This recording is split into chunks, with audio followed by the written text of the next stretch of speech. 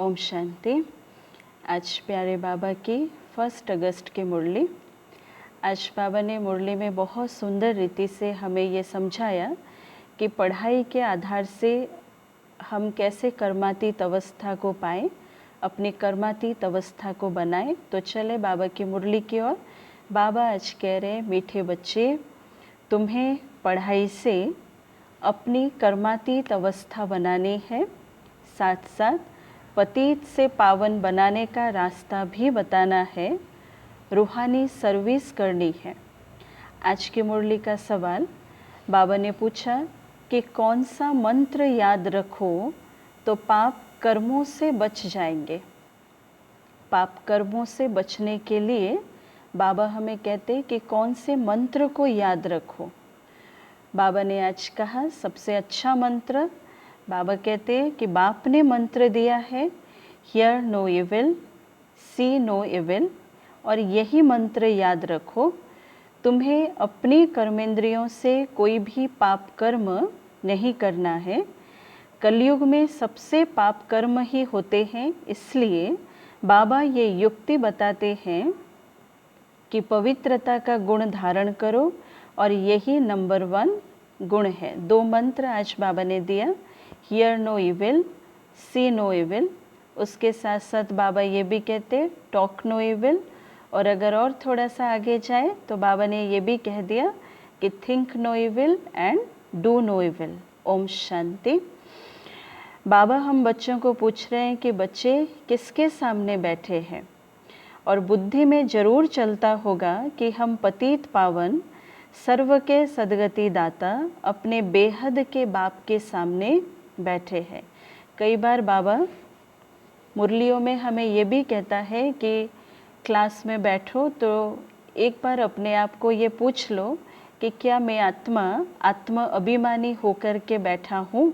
तो आज भी बाबा ने कहा कि किसके सामने बैठे हो।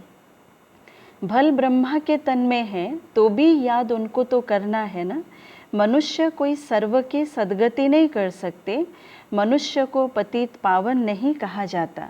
बच्चों को अपने को आत्मा समझना पड़े। बाबा कहते हम सब आत्माओं का बाप वह है, वह बाप हमको स्वर्ग का मालिक बना रहे। ये बच्चों को जानना चाहिए और फिर खुशी भी होनी चाहिए। कौन सी बात को लेकर के खुशी होनी चाहिए कि हम उस परमात्मा के बच्चे हैं जो हमें स्वर्ग का मालिक बना रहे हैं। बाबा कहते ये भी बच्चे जानते हैं कि हम नरकवासी से स्वर्गवासी बन रहे। बहुत सहज रास्ता मिल रहा है। बाबा ने कहा सिर्फ याद करना है और अपने में दैवी गुण धारण करने हैं। 2 चीज़ बाबा ने आज कहा। बहुत सहज रास्ता जब हमें मिल रहा है तो बाबा कहते एक है याद की यात्रा, और दूसरा बाबा कहते देवी गुणों की धारणा। बाबा ने कहा अपनी जांच रखनी है। नारद का मिसाल भी है ना। ये सब दृष्टांत ज्ञान के सागर बाप ने ही दिए हैं।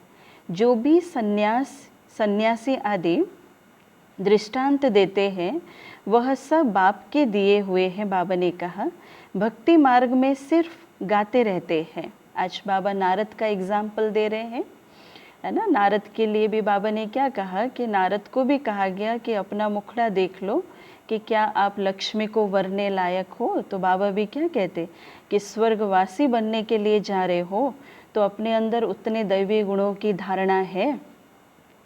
बाबा ने कहा कि भक्ति मार्ग में तो सिर्फ ये गाते रहते हैं। कछुए का, सर्प का, भ्रमरी का दृष्टांत देंगे परंतु खुद कुछ भी नहीं कर सकते। क्यों कछुए का एग्जाम्पल दिया गया, सर्प का क्यों दिया गया, भ्रमरी का क्यों दिया गया। बाबा के दिए हुए दृष्टांत भक्ति मार्ग में फिर रिपीट करते हैं। बाबा ने कहा भक्ति मार्ग है ही पास्ट का। इस समय बाबा ने कहा जो प्रैक्टिकल होता है उसका फिर गायन भी होता है। भक्ति मार्ग में फिर उसका गायन होता है। भल देवताओं का जन्म दिन अथवा भगवान का जन्म दिन मनाते हैं परंतु जानते कुछ है ही नहीं। अभी तुम समझते जाते हो, बाप से शिक्षा लेकर पतित से पावन भी बनते हो और पतितों को पावन बनने का रास्ता भी बताते हो। दो काम इकट्ठे करते, खुद भी पावन बनते, तो बाबा कहता औरों को पावन बनाने का रास्ता भी दिखाते हैं।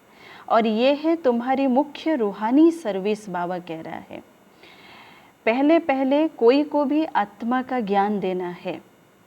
तुम आत्मा हो, आत्मा का भी किसको पता नहीं है, इसलिए बाबा कहता किसी से भी मिलो, कोई भी आत्मा से मिलो, पहले आत्मा का परिचय दे दो, पहले आत्मा का ज्ञान उस आत्मा को दे दो।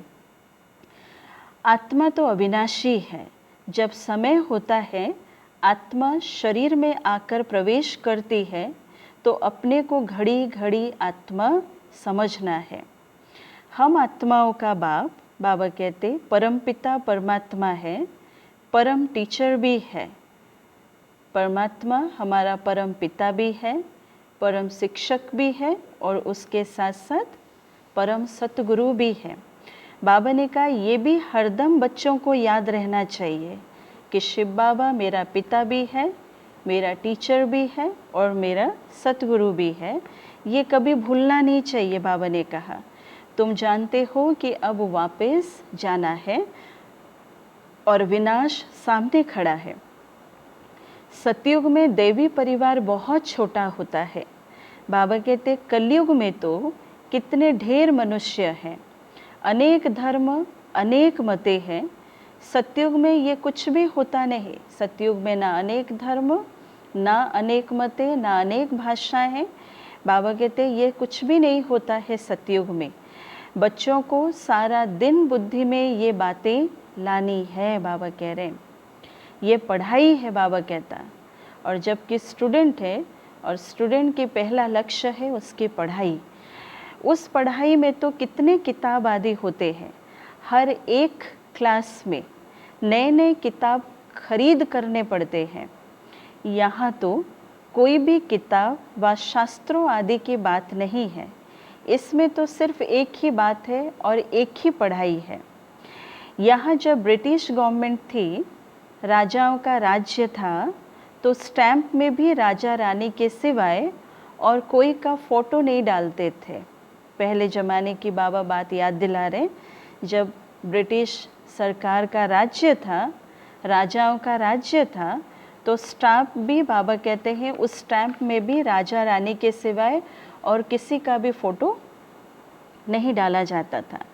आजकल तो देखो भक्त आदि जो भी होकर गए हैं उनकी भी स्टैंप बनाते रहते हैं। इन लक्ष्मी नारायण का राज्य होगा तो बाबा कहते चित्र भी एक ही महाराजा और महारानी का होगा, ना कि अनेकों का होगा। ऐसे नहीं, जो पास्ट देवताएं होकर गए हैं उनके चित्र मिट गए हैं। बाबा कहते नहीं, पुराने देवताओं का चित्र बहुत दिल से लेते हैं, क्योंकि शिव बाबा के बाद नेक्स्ट है ये देवी और देवताएं। ये सब बातें तुम बच्चे धारण कर रहे हो औरों को रास्ता बताने के लिए। बाबा ने कहा जो भी नॉलेज बाबा देता है, बाबा कहता खुद के ऊपर अप्लाई करने के साथ साथ बाबा ने कहा औरों के कल्याण के लिए भी हमें करना पड़ रहा है। और ये है बिल्कुल नई पढ़ाई, जो कि कोई शास्त्रों में, कोई किताबों में, कोई कॉलेज में आदि में ना कभी सुना था, ना कभी पाया था। बाबा कहते ये है बिल्कुल नई पढ़ाई। तुमने ही यह सुनी थी और पद पाया था और कोई नहीं जानते। तुमने ही ये ज्ञान सुना था। बाबा कहते तुमने ही ये पद पाया था और कोई भी ये ज्ञान को, और किसी को भी ये ज्ञान नहीं पता, कोई भी नहीं जानते। तुमको राजयोग परमपिता परमात्मा सिखला रहे हैं। महाभारत लड़ाई भी मशहूर है। क्या होता है सो तो आगे चल देखेंगे। बाबा कहता समय अनुसार बाबा एक एक चीज़ को भी बाबा दिखलाते जाएंगे। तो बाबा कहते क्या होता है सो तो आगे चल देखेंगे। कोई क्या कहते, कोई क्या कहते। दिन प्रतिदिन मनुष्यों को टच होता जाता है। कहते भी हैं कि वर्ल्ड वार लग जाएगी, और उससे पहले बाबा कह रहे हैं कि तुम बच्चों को अपनी पढ़ाई से कर्मातीत अवस्था को प्राप्त करनी है। कब? बाबा कहते हैं कि समय से पहले बाबा ने कहा हम बच्चों को इस पढ़ाई के आधार से कर्मातीत अवस्था को प्राप्त करना ही है। बाकी असुरों और देवताओं की कोई लड़ाई नहीं होती है। इस समय तुम ब्राह्मण संप्रदाय हो, जो फिर जाकर दैवी संप्रदाय के बनते हो, इसलिए इस जन्म में दैवी गुण धारण कर रहे हो। और नंबर 1 दैवी गुण है, बाबा क्या कहते होंगे? नंबर 1 दैवी गुण है पवित्रता का गुण। तुम इस शरीर द्वारा कितने पाप करते आए हो? 63 जन्मों का पाप कर्म विकर्मों का बोझा ये आत्मा लेते हुए आ रही है। इसलिए आत्मा को ही कहा जाता है कि पाप आत्मा, क्योंकि आत्मा इन कर्मेंद्रियों से कितने पाप कर्म करती रहती है। अब बाबा ने क्या कहा? Hear no evil. तो बाबा पूछ रहे ये किसके लिए कहा जाता है कि हियर नो इविल? बुरी बातें मत सुनो, बुरी चीज़ें मत देखो। बाबा कहते हियर नो इविल, तो ये किसको कहा जाता है? तो बाबा कहते ये आत्मा के लिए कहा गया है, क्योंकि आत्मा ही कानों से सुनती है, आत्मा ही मुख से बोलती है, आँखों से देखती है। बाबा ने कहा बाप ने तुम बच्चों को स्मृति दिलाई है। कौन सी बात की स्मृति बाबा दिलाते?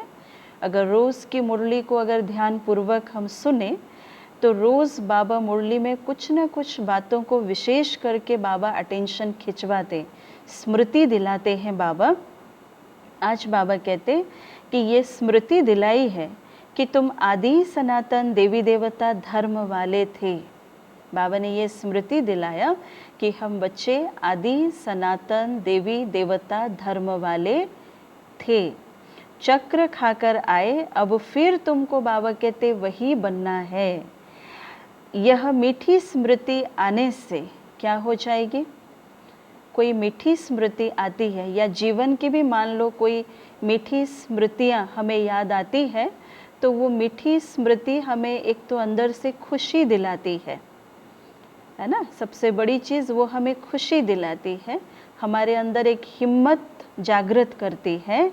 तो बाबा भी कहते कि अगर ये स्मृति, ये मीठी स्मृति आने से, बाबा ने कहा पवित्र बनने की हिम्मत आती जाती है। सबसे बड़ी चीज़ आज बाबा क्या कहते कि ये मीठी स्मृति है। कौन सी स्मृति? जो बाबा ने हम बच्चों को कह दिया कि बच्चे तुम ही देवी देवता धर्म वाले थे। तो बाबा कहता है ये स्मृति जितनी बार हम अपने मन के अंदर लाए, तो बाबा कह रहे हैं कि ये आत्मा को जैसे एक शक्ति मिल रही है, आत्मा को एक एनर्जी मिल रही है कि उस आत्मा को और भी पवित्र बनना है और पवित्र बनना है। बाबा ने कहा कि तुम्हारी बुद्धि में है कि हमने कैसे 84 का पाठ बजाया है। पहले पहले हम यह थे, ये कहानी है ना, बुद्धि में आना चाहिए। कौन सी बात बुद्धि में आना चाहिए? कि 5000 वर्ष पहले हम सो देवी देवता थे, है ना। और ये 84 जन्मों की कहानी बाबा हमें सुना रहे और ये स्मृति दिला रहे हैं कि 5000 वर्ष पहले हम देवी देवता थे। हम आत्मा मूल वतन की रहने वाली है। आगे ये ज़रा भी ख्याल नहीं था। हम आत्माओं का वह घर है। वहाँ से हम आते हैं पाठ बचाने के लिए। पहले सूर्यवंशी, फिर चंद्रवंशी, उसके बाद वैश्यवंशी और धीरे धीरे धीरे धीरे शूद्रवंशी बनते। अभी तुम ब्रह्मा की संतान ब्राह्मण वंशी हो, तुम ईश्वरीय औलाद बने हो। बाबा ने कहा इस संगम युग में बाबा कहते हम सभी ईश्वरीय औलाद हैं, क्योंकि ईश्वर बैठ तुमको शिक्षा देते हैं। क्यों ईश्वरीय औलाद है? क्योंकि खुद ईश्वर बैठ कर के हमें शिक्षाओं से भरपूर कर रहे हैं। ये सुप्रीम बाप, सुप्रीम टीचर और सुप्रीम गुरु भी है। हम उनके मत से सभी मनुष्यों को श्रेष्ठ बनाते हैं। मुक्ति, जीवन मुक्ति दोनों श्रेष्ठ हैं। बाबा कहता मुक्ति भी हमारा श्रेष्ठ है, तो बाबा कहता जीवन मुक्ति भी हमारा अति श्रेष्ठ है। हम अपने घर जाएंगे, फिर पवित्र आत्माएं आकर राज्य करेंगी, और यही चक्र है ना, और इसको कहा जाता है स्वदर्शन चक्र। और यही ज्ञान की बात है। बाबा ने कहा कि तुम्हारा ये स्वदर्शन चक्र रुकना नहीं चाहिए। कौन सा स्वदर्शन चक्र? बाबा कहते हैं कि अभी वर्तमान हम सभी ब्राह्मण हैं, आगे चल कर के हम देवता बनने वाले हैं, फिर धीरे धीरे सीढ़ी उतरते उतरते फिर हम इस ब्राह्मण संप्रदाय में आएंगे, फिर देवी देवता बनेंगे। तो बाबा कहता बच्चे ये चक्र रुकना नहीं चाहिए, फिरते रहने से विकर्म विनाश हो जाएंगे, तुम इस रावण पर जीत पा लेंगे। बाबा कहता है जितना स्वदर्शन चक्र फिराते जाएंगे, बाबा कहते 5 विकार रूपी माया प्रवेश ना कर सके, इसलिए बाबा ने कहा विकर्म विनाश हो जाएंगे और तुम इस रावण पर जीत पा लेंगे, पाप मिटते जाएंगे, है ना। अब स्मृति आई है सिमरण करने के लिए, कौन कितना सुमिरण कर सकता है। ऐसे नहीं कि माला बैठ सिमरण करनी है, हाथ में कोई माला पकड़ो और बैठ कर के सुमिरण करते चलो शिव बाबा शिव बाबा। तो बाबा कहते वैसे सुमिरण नहीं है, ये स्वदर्शन चक्र का सुमिरण, जो आत्मा जितनी मात्रा से कर सके उतने ही वो विकर्माजीत वो आत्मा बन सके। तो बाबा ने कहा आत्मा में अंदर ज्ञान है जो तुम बच्चों को और भाई बहनों को समझाना है। बाबा कहते बच्चे भी मददगार तो बनेंगे ना, तुम बच्चों को ही स्वदर्शन चक्र बनाता हूँ। और बाबा हमें क्यों स्वदर्शन चक्र बनाता? अगर हम बने तो हम फिर औरों को स्वदर्शन चक्रधारी बना सके, है ना। बाबा ने कहा तुम बच्चों को ही स्वदर्शन चक्रधारी बनाता हूँ, यह ज्ञान मेरे में है, इसलिए मुझे ज्ञान का सागर मनुष्य सृष्टि का बीज रूप कहते हैं, उनको बागवान भी कहा जाता है। देवी देवता धर्म का बीज शिव बाबा ने ही लगाया है, अभी तुम देवी देवता बन रहे हो और ये सारा दिन सिमरण करते रहो तो क्या हो जाएगा। अगर हम बच्चे सारा दिन यही सिमरण करते रहे कि हम देवी देवता बन रहे हैं, हम देवी देवता बन रहे हैं, तो फिर वो हमारे पुरुषार्थ को आगे बढ़ाने के लिए एक बहुत अच्छा एक साधन बन जाएगा ये सिमरण। तो बाबा ने कहा ये सारा दिन अगर सिमरण करते रहो तो भी तुम्हारा बहुत कल्याण हो जाएगा। दैवी गुण भी साथ साथ धारण करने हैं, सिमरण भी करना है, तो बाबा कहते दैवी गुण भी धारण करने हैं, पवित्र भी बनना है। कितनी सारी टास्क आज बाबा दे रहे हैं मुरली में। बाबा कहते एक तो सारा दिन सुमिरण में रहो जिससे तुम्हारा बहुत कल्याण हो जाएगा। दूसरा बाबा कहते कि बच्चे साथ साथ दैवी गुण भी धारण करो। और तीसरा बाबा कहते पवित्र भी बनो। स्त्री पुरुष दोनों इकट्ठे रहते पवित्र बनते हो, ऐसा धर्म तो होता नहीं। निवृत्ति मार्ग वाले तो वह सिर्फ पुरुष बनते हैं। कहते हैं ना कि स्त्री पुरुष दोनों इकट्ठे पवित्र रह नहीं सकते, मुश्किल है। बाबा कह रहे सतयुग में थे, याद करो, वो भी सुमिरण बाबा ने कहा करो कि सतयुग में स्त्री पुरुष दोनों इकट्ठे रहते पवित्र थे। बाबा कहते लक्ष्मी नारायण की इसलिए कितनी महिमा गाते और उनकी महिमा उनकी पवित्रता के बेस पर ही है। इतनी पवित्रता की शक्ति कि लास्ट तक उन देवी देवताओं का पूजन हो रहा है। और अभी तुम जानते हो कि बाबा हमको शूद्र से ब्राह्मण बनाए फिर देवता बनाते हैं। बाबा कहते बच्चे हम ही पूज्य से पुजारी बनेंगे, फिर जब वाम मार्ग में जाएंगे तो शिव का मंदिर बनाए पूजा करेंगे। तुम बच्चों को अपने 84 जन्म का ज्ञान है। बाबा भी कहते हैं कि तुम अपने जन्मों को नहीं जानते हो, मैं बताता हूँ, ऐसे और कोई मनुष्य कह ना सके। तुमको अब बाप स्वदर्शन चक्रधारी बनाते हैं, तुम आत्मा पवित्र बन रहे हो, शरीर तो यहाँ पवित्र बन ना सके। क्योंकि आत्मा पवित्र बन जाती है तो फिर अपवित्र शरीर को छोड़ना पड़ता है। बाबा ने कहा है ना, पवित्र आत्मा कभी भी इस अपवित्र शरीर में ठहर ना सके, आत्मा अपने आप वो निकल जाए। सब आत्माओं को पवित्र होकर जाना है। बाबा ने कहा पवित्र दुनिया अब स्थापन हो रही है, बाकी सब स्वीट होम में चले जाएंगे और ये याद रखना चाहिए। बाबा ने कहा कि याद रखना चाहिए। कौन सी बात को याद रखो? बाबा कहते सबको स्वीट होम में जाना है। बाबा ने कहा कि बाप की याद के साथ साथ घर की भी याद ज़रूर चाहिए, क्योंकि अब वापस घर जाना है। बाप की याद के साथ साथ घर की भी याद ज़रूरी है, क्योंकि घर में ही बाप को याद करना है ना। शिव बाबा का रहने का स्थान है परम धाम। तो बाबा कहते कहाँ बाबा को याद करो? परम धाम में रह कर के, परम धाम में जा कर के बाबा को याद करो, घर पे बाबा को याद करो। भल तुम जानते हो कि बाबा इस तन में आकर हमको सुना रहे, परंतु बुद्धि परम धाम स्वीट होम से टूटनी नहीं चाहिए। बुद्धि ना टूटे, ये भी बहुत बड़ी चेकिंग पॉइंट है कि मेरी मन की यात्रा, मेरी रूहानी यात्रा ऐसी हो जो बीच में खंडित ना हो जाए, है ना। ये यात्रा संपूर्ण रीति से जुड़ी रहे बाबा के साथ तथा घर के साथ। बाबा ने कहा कि टीचर घर छोड़कर आते हैं तुमको पढ़ाने के लिए। अब कौन से टीचर घर छोड़कर आते हैं? वो सुप्रीम टीचर शिव बाबा। बाबा कहते पढ़ाई पढ़ाकर फिर बहुत दूर चले जाते हैं। और बाबा की ये पढ़ाई हम सबके लिए कितने साल के लिए है? सिर्फ और सिर्फ बाबा ने कहा 100 साल की ये पढ़ाई है। और पढ़ाई पढ़ा करके बाबा को फिर से अपने घर परमधाम में चले जाना है। बाबा कहते सेकंड में कहाँ भी जा सकते हैं।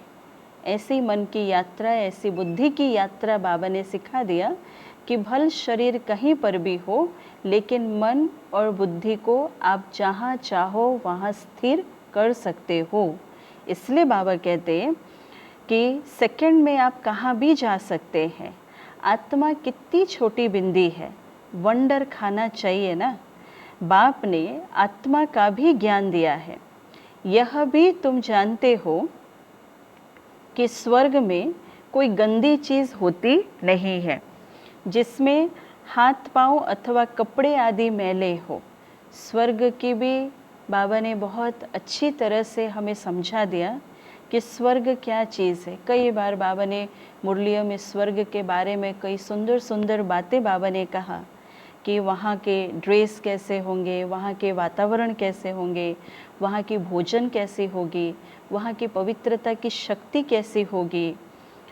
तो आज बाबा कहते वहाँ रिंचक मात्र भी गंदगी नहीं जिसके आधार से हमारे हाथ पांव गंदे हो जाएं, हमारे कपड़े मैले हो जाएं। बाबा ने कहा कि देवताओं की कैसी सुंदर पहरवाइश है, वहाँ कितने फर्स्ट क्लास कपड़े होंगे बाबा कहते।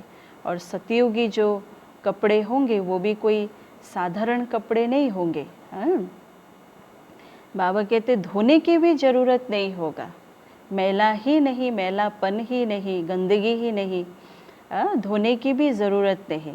इनको देखकर कितनी खुशी होनी चाहिए। किसको देख कर के खुश हो जाओ? बाबा कहते ये लक्ष्मी नारायण के चित्र को देख कर के खुश हो जाओ, बाबा कहते, है ना। इस चित्र के सामने खड़े होने से ही अपने चेहरे पर अपने आप एक स्माइल आ जाता है। तो बाबा कहते इसको देख कर के खुश हो जानी चाहिए। आत्मा जानती है कि भविष्य 21 जन्म हम ये बनेंगे, बस देखते रहना चाहिए। ये चित्र सबके पास होने चाहिए। ये लक्ष्मी नारायण का चित्र बाबा कहता है हर एक के पास होना चाहिए। और बीच बीच में इसको देखते रहो, है ना। जितना देखते जाएंगे हमें हमारा लक्ष्य भी याद आता जाएगा कि हाँ हम भी ये बनने वाले हैं, हम भी ये बनने वाले हैं, इन लक्ष्मी नारायण के समान हम भी ये बनने वाले। इसलिए बाबा कहता घड़ी घड़ी इस चित्र को देखो, देखने की भी आदत डालनी चाहिए। जैसे इतने जन्मों से शरीरधारियों को देखने की आदत पड़ गई है ना इस आत्मा के अंदर, तो वैसे ही इस संगम युग पर जितना हो सके इस लक्ष्मी नारायण को भी देखने की आदत को डालनी पड़े। तो देखो बाबा भी क्या कहते कि इसमें बड़ी खुशी चाहिए कि हमको बाबा ये बनाते हैं, याद आ जाए। ऐसे बाबा के हम बच्चे फिर रोते क्यों हैं? ऐसे बाबा के बच्चे हम फिर रोते क्यों हैं? और बाबा एक चीज़ तो कह दिया है, रोना माना बाबा कहता खोना। दूसरा बाबा कहता रोना माना बाबा कहता विधवा के समान होना, है ना। और हम बाबा के विधवाएं बच्चे नहीं हैं। बाबा कहते हमको कोई फिक्र थोड़ी होना चाहिए।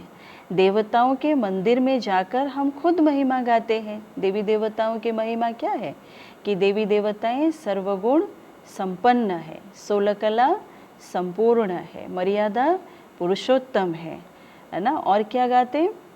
अच्युतम केशवम, कितने नाम बोलते जाते हैं। ये सब शास्त्रों में लिखा हुआ है, जो याद करते हैं। शास्त्रों में किसने लिखा? बाबा ने पूछ रहा। बाबा पूछ रहे ये शास्त्रों में किसने लिखा? कोई किसका नाम लेता, कोई किसका नाम लेता। आज बाबा ने किसका नाम लिया? व्यास देव की। व्यास ने लिखा।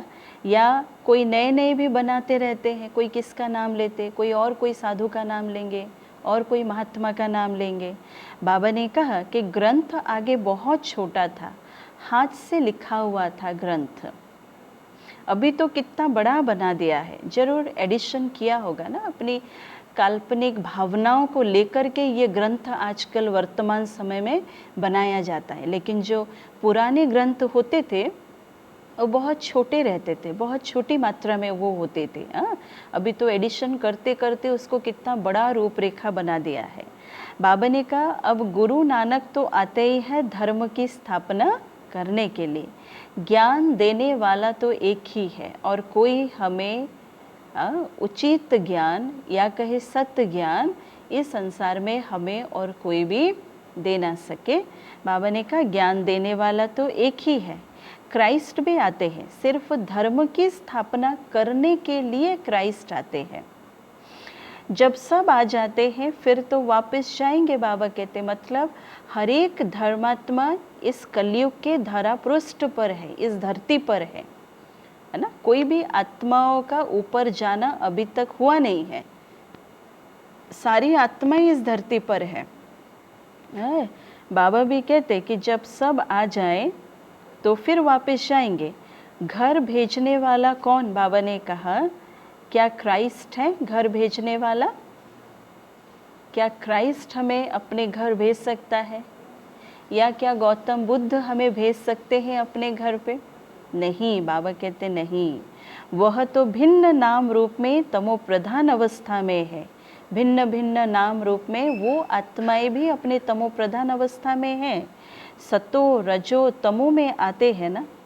इस समय बाबा ने कहा सब तमो प्रधान है, सारी आत्माएं तमो प्रधान है।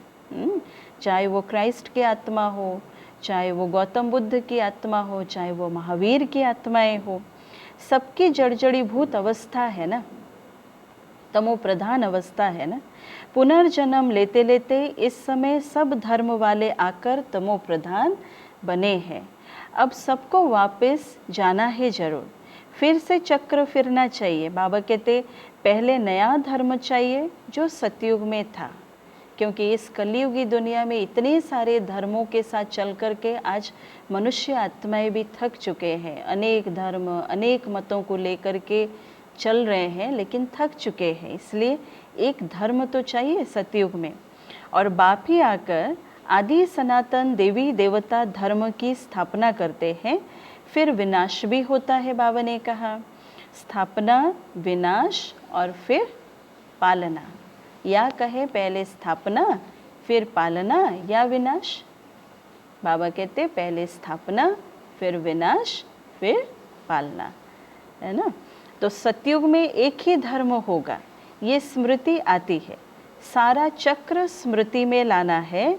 अभी हम 84 का चक्र पूरा कर वापस घर जाएंगे। तुम बोलते चलते स्वदर्शन चक्रधारी हो, बाबा कह रहे हैं। पहले तो बाबा ने क्या कह दिया कि सारा चक्र, आज की पूरी मुरली में बाबा ने हमें यही बतला दिया कि बच्चे स्वदर्शन चक्रधारी बनो, स्वदर्शन चक्रधारी बनो। इस चक्र को स्मृति में लाओ घड़ी घड़ी। अभी हम 84 का चक्र पूरा कर वापस घर जाएंगे। तुम बोलते चलते स्वदर्शन चक्रधारी हो। बोलते चलते बाबा कहता कि हमें कोई देखे तो हमारे, है ना, इस चेहरे से, है ना, उनको भी ये सारा दर्शन हो जाए कि कौन से युग में हम जाने वाले हैं। वह फिर कहते कृष्ण को स्वदर्शन चक्र था, उसने सबको मारा, अकासुर बकासुर आदि के चित्र भी दिखाए हैं, परंतु ऐसी कोई बात नहीं है। बाबा कहते तुम बच्चों को अभी स्वदर्शन चक्रधारी बनकर रहना है ना, बनना नहीं है। बाबा ने कहा बनकर रहना है, मतलब उस स्वरूप में रहना है कि मैं आत्मा स्वदर्शन चक्रधारी ही हूँ, क्योंकि स्वदर्शन चक्र से तुम्हारे पाप कटते हैं। आज बाबा ने कह दिया कि जितना सुमिरण रहेगा, जितना सिमरण करते चलेंगे, अपने ही विकर्म विनाश होते जाएंगे, अपने ही पाप कर्म मिटते जाएंगे, है ना। और आसुरी पना, आज बाबा क्या कहते, इस स्वदर्शन चक्रधारी बन जाने से बाबा कहते तुम्हारे आसुरी पना खत्म हो जाता है। देवताओं और असुरों की लड़ाई तो कभी हुई थी? देवताओं और असुरों की लड़ाई कभी नहीं हुई थी, हो भी ना सके। बाबा ने कहा असुर है कलयुग में तो देवताएं हैं, बाबा कहते देवताएं हैं सतयुग में, बीच में है संगम युग। शास्त्र है ही भक्ति मार्ग के, ज्ञान का नामो निशान नहीं, ज्ञान सागर एक ही बाप है सबके लिए।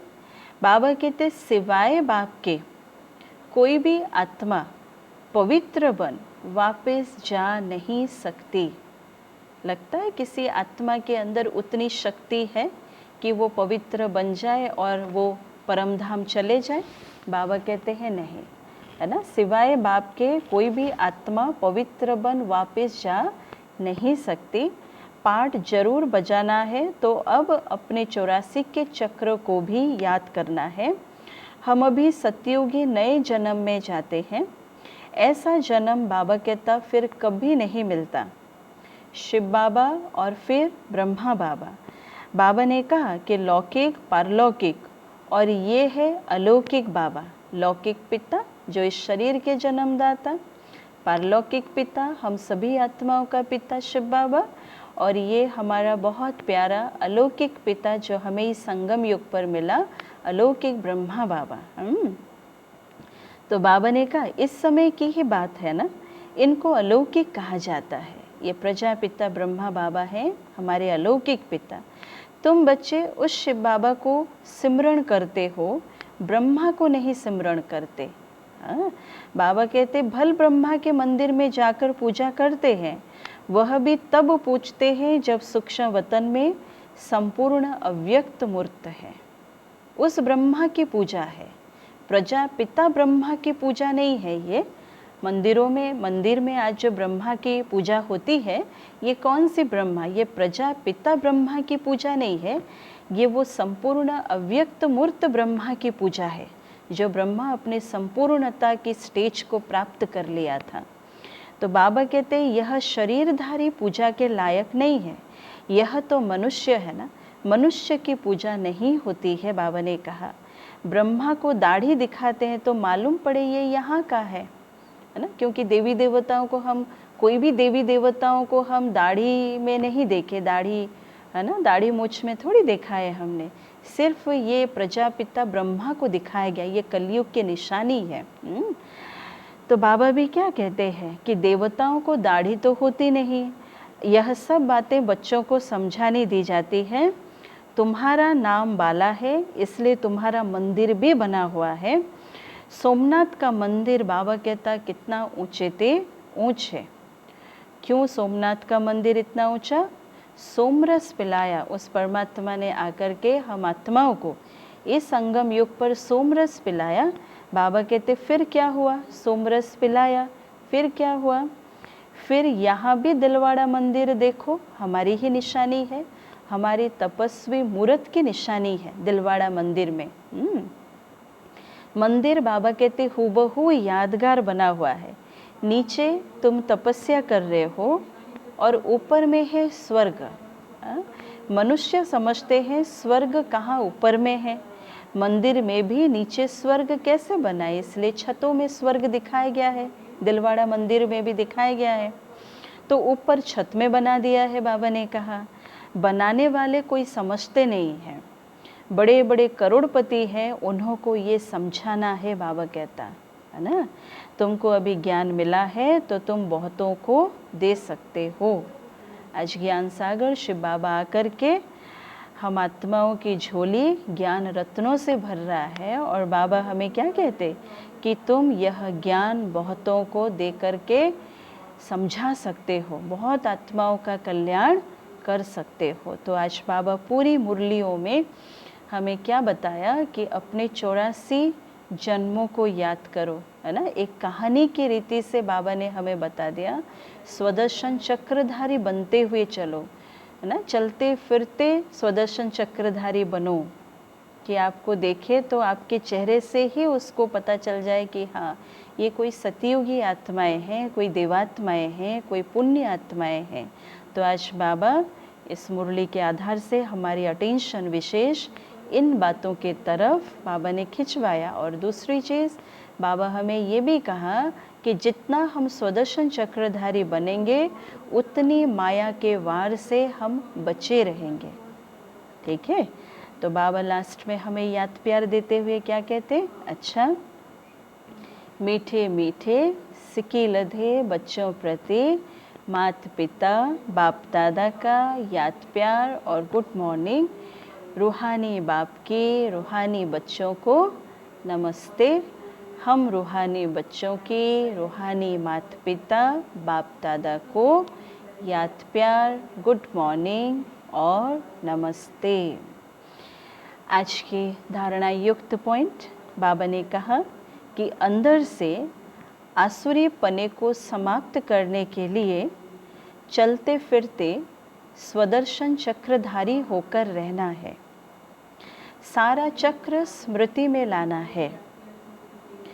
बाप की याद के साथ साथ बुद्धि परमधाम घर में भी लगी रहे। बाप ने जो स्मृतियाँ दिलाई हैं उनका सुमिरण कर अपना कल्याण करना है। आज का विशेष वरदान, संपूर्ण आहुति द्वारा परिवर्तन समारोह मनाने वाले दृढ़ संकल्पधारी भव। संपूर्ण आहुति द्वारा परिवर्तन समारोह मनाने वाले दृढ़ संकल्पधारी भव।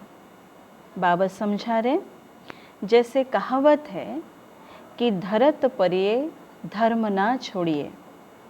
तो कोई भी सर्कमस्टेंस आ जाए, कोई भी परिस्थिति आ जाए, माया के महावीर रूप सामने आ जाए, लेकिन धारणाएं ना छूटे। इसलिए बाबा कहते धरत परिये धर्म ना छोड़िए। संकल्प द्वारा त्याग की हुई बेकार वस्तुएं संकल्प में भी स्वीकार ना हो। संकल्प के द्वारा भी जिन बातों को हमने त्याग किया, जिन वस्तुओं को त्याग किया, बाबा कहते हैं वो संकल्प मात्र भी हमें स्वीकार ना हो। सदा अपने श्रेष्ठ स्वमान, अपने श्रेष्ठ स्मृति और अपने श्रेष्ठ जीवन के समर्थी स्वरूप द्वारा श्रेष्ठ पाठधारी बन श्रेष्ठता का खेल करते रहो। है ना, कैसे उसको, उस चैलेंज को भी कैसे स्वीकार करो, ताकि जिन वस्तुओं को, जिन संकल्पों को हमने त्याग किया उसको हम स्वीकार ना करें। तो बाबा कहते उसके लिए हमें अपने श्रेष्ठ सोमान में रहना है कि मैं किस प्रकार की आत्मा हूँ। अपने श्रेष्ठ स्मृति में रहना है और अपने इस श्रेष्ठ ब्राह्मण जीवन के समर्थ स्वरूप में भी रहना है। बाबा कहते तभी कमज़ोरियों के सब खेल समाप्त हो जाएंगे। जब ऐसी संपूर्ण आहुति का संकल्प दृढ़ होगा तब परिवर्तन समारोह होगा। और इस समारोह की डेट अब संगठित रूप में निश्चित करो। इस समारोह की डेट बाबा कहता अब संगठित रूप में निश्चित करो, है ना। अभी लास्ट कई दिनों की मुरली में आप देखना गोल्डन जुबली के ऊपर बाबा ने मुरली सुनाया। गोल्डन जुबली का सही अर्थ बाबा ने बताया, है ना। गोल्डन जुबली वाला समारोह आपने मनाया तो वास्तव में गोल्डन जुबली का अर्थ क्या है कि उतने त्यागी, उतने तपस्वी मूर्त बन गए हो। अगर बने तो बाबा कहते गोल्डन जुबली मनाया। आज बाबा कौन से समारोह मनाओ, बाबा कह रहे परिवर्तन की समारोह मनाओ, और वो भी अकेले नहीं। बाबा कहता संगठित रूप में निश्चित करो मनाने के लिए कि हाँ ये समारोह मनाने के लिए हम सभी ब्राह्मण आत्माएं अभी तैयार हैं, तो वो बाबा को चाहिए। हाँ? स्लोगन आज बाबा ने कहा, रियल डायमंड बनकर अपने वाइब्रेशन की चमक सारे विश्व में फैलाओ। रियल डायमंड बनकर अपने वाइब्रेशन की चमक पूरे विश्व में फैलाओ। ओम